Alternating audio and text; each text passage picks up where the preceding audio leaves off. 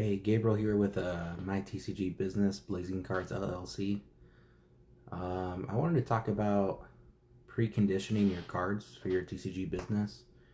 So I know a lot of people, they only deal with near mint cards.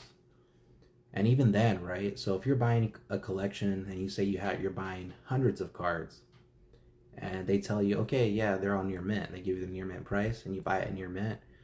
You go through them, and you find out there's some that's near mint that are not near mint. I mean, sometimes the difference between a near mint and a lightly played could be 10, 15, $20, depending on the era, right? Especially like vintage or like mid-vintage era. I mean, it's huge. And usually if you've been in the space for a while, mid-vintage or vintage is like more leniency with, the mint. So like a lot of people will consider what this modern era is for lightly played. Maybe vintage or mid vintage would be considered near mint. Um, so it's very subjective, but the good thing about TCG player is they do have definitions, and they have like a point system for their conditioning.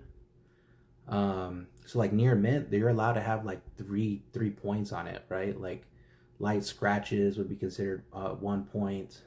Maybe like a small little like edge wear would be considered another point, and maybe like just a little whitening somewhere, maybe on one corner, maybe like just a little small, like where you could barely tell, would be another point. And that would still be considered a near mint card.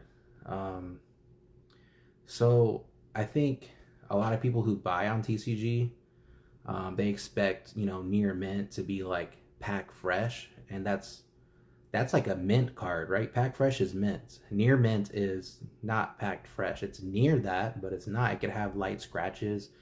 You just gotta look at the TCG player, definition for it.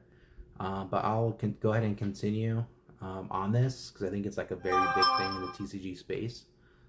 I'll continue talking about this in another video.